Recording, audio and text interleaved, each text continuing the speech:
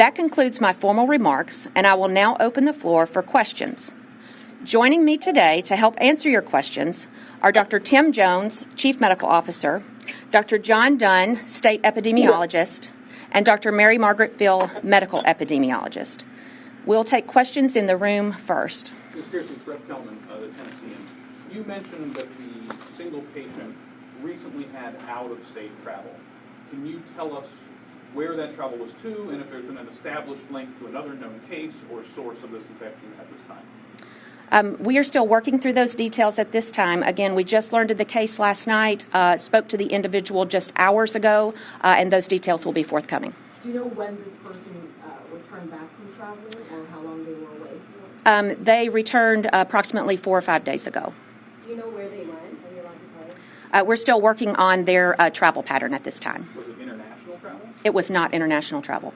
Presumably it was at Nashville Airport, though? We're waiting to confirm that. Can you tell us a little bit about the state's testing capabilities, the number of test kits you have, potentially the number of people you could test if you needed to, and when you'll have more? That is a topic of much discussion these days. I want to reassure you that Tennessee was one of the first 5 states with testing capability. We've been testing here in the state since February 20th and have had multiple individuals tested and all tested negative until the case that we told you about today. As you are probably aware, the process for commercialization of testing has been expedited, and we have capacity now with overflow capacity at the CDC, and the commercial test kits should be available very soon. How many tests have been performed so far? I don't have that exact number, a handful. And how many tests does the state have available, test kits? It's limited capacity, but we have plenty for now. I don't know the exact number. Commissioner Piercey, yesterday you told reporters that the state was going to survey how many masks they had and how, the other resources. When is that going to start? And, it seems like this is pressing now. Yes, I'll ask Dr. Dunn to address mask availability and supply chain. It's just for people on the call, the question was about mask availability and supplies. Can you say your name and last name? Yeah, my name is Dr. John Dunn, the state epidemiologist. So we've already sent out some inquiries to some of our healthcare partners. We have a number of systems in place through our healthcare coalitions and our preparedness program, the Public Health Emergency Preparedness Program, whereby we can request that information through electronic systems. So we're staying in close contact with our providers and working with our partners at TEMA and other state partners to evaluate what's on hand and what's needed. Could you tell us what made him come in? Did he think he had it, or how did that play out? I'll ask Dr. Phil to fill you in on some of the patient information. She has been in the most contact with him. Thank you. So the question was, what prompted the patient to seek medical care? Sure, Dr. Mary Margaret Phil. So the patient, fortunately, as was previously said, has very mild symptoms. He did have some progression of his symptoms to be slightly worse, and that was what prompted him to seek care. I think it's important to note that clinicians that evaluated him acted appropriately and immediately contacted public health and took all of the appropriate precautions. And I've been researching, and when you say wash your hands, we all think that very lightly. I was told scrub your hands for 20 seconds or longer. I just, for some reason, I think that's important. We touch our faces 40 times an hour. We don't even realize it. Can you address that, maybe? Yes, so the question is about proper hand washing techniques. As you mentioned, proper hand washing is at least 20 seconds, covering all the surfaces with water and soap.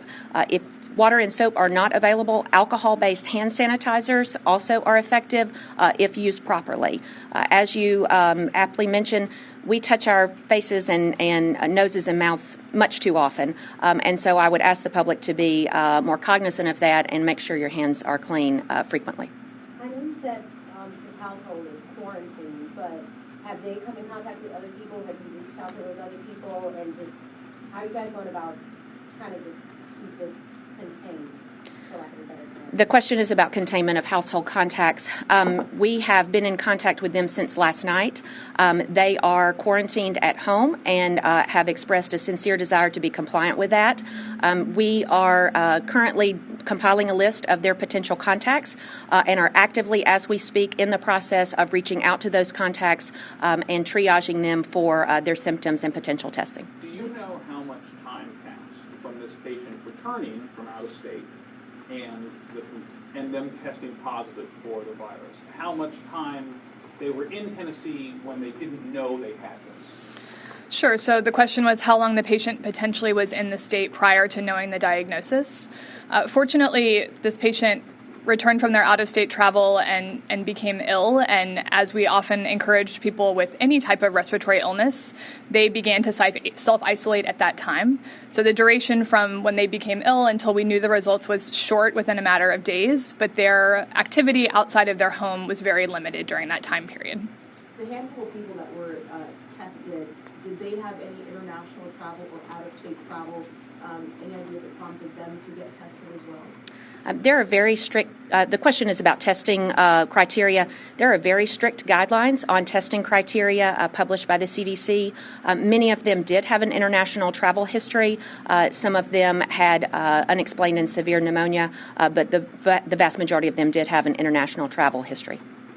And I know you guys don't want to freak people out, but I'm sure there are people at home wondering, oh my gosh, it's here in Nashville. We just had a tornado. What can you say, or maybe the governor, what can you say to just keep people's mind at ease? Because there's so much going on in the span of what feels like 48 hours. Yeah, it has been a very difficult week for our state in a lot of ways. People are suffering, just beginning to recover, tens of thousands of people dealing with the effects of the tornadoes, and now this news about the coronavirus. But I think the thing that we need to remember is that preparedness is how we deal with situations like this. It's already been evident that the preparedness for the storms and the work together from federal agencies, state agencies, local agencies was strong. The response from the community has been strong. Difficult, but that preparedness was important. The same is true here. You know, I was in Washington, D.C. Weeks ago and met with the CDC and other governors to begin to prepare for the day that this might happen in Tennessee. And because of that, we named task force. We put in place a preparedness plan. We have a strategy for communication of all the folks involved. I think that earlier I said we need to keep this in perspective. I think that's how we keep from overreacting to a very serious situation. We don't want to understate the seriousness of the situation, but we also want to remind folks that keeping it in perspective is important. The vast number of cases are mild. The disease appears to not affect in significant ways children. The mortality rate is low relative to other diseases. All of those things make the risk here in our state continue to be a low risk, but being prepared is the best way to mitigate. And I will say again too, it sounds like little things like washing your hands a lot and not touching your eyes and face and sneezing into your elbows and not going out if you're sick. Those are the things that Tennesseans need to do. In the same way that we come together and help our neighbors, we do that individually by doing the things that we're responsible for. And they're simple things, but they're important. We're going to open up our phone lines now to take questions from media joining on the phone. We will unmute the phones on this end. If you will press *6 for those on the phone to unmute your line. Please identify yourself and your organization before asking your question.